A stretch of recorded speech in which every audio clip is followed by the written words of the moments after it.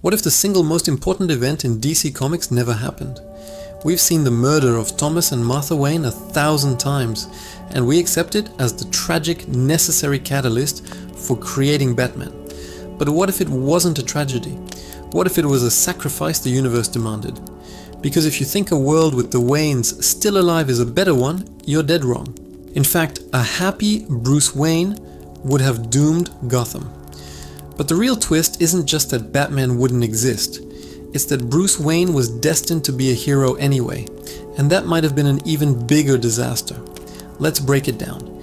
If his parents live, Bruce Wayne grows up loved, stable, and destined for a conventional life of nobility.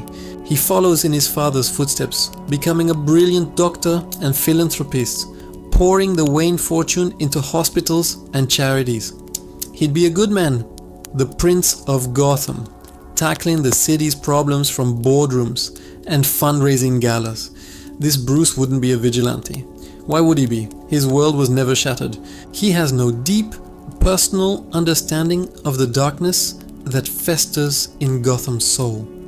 His parents, pillars of society, would continue to fight corruption the right way, through politics and donations. They'd be treating the symptoms, not the disease. Now I know what you're thinking.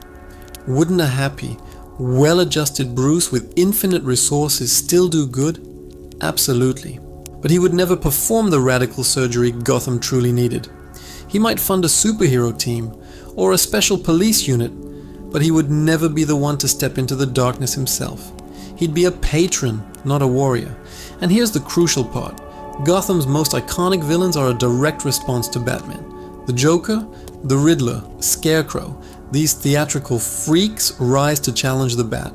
Without Batman, Gotham's crime problem doesn't vanish. It just looks different. It remains the domain of organized crime. The Falcones and Maronis who corrupt the city from the inside out. So, the choice isn't between a peaceful Gotham and a chaotic one.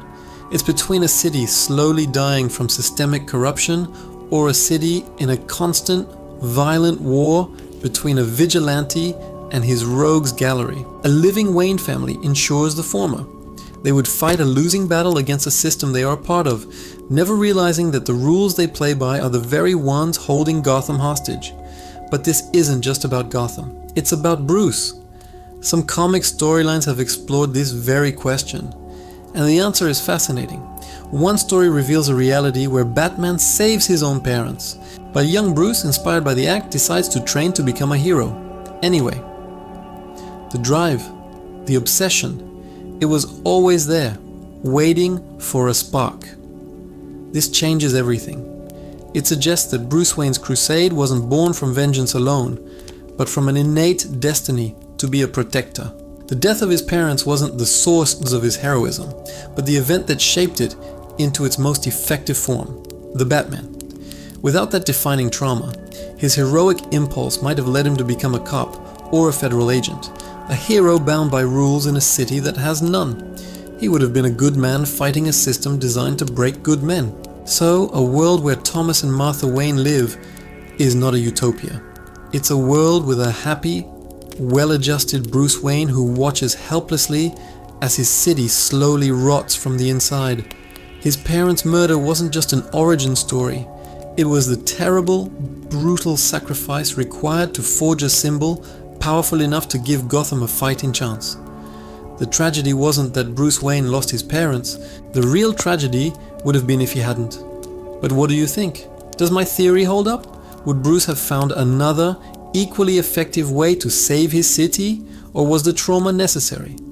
Let me know your biggest what-if scenarios for Gotham in the comments below, and let's figure this out together.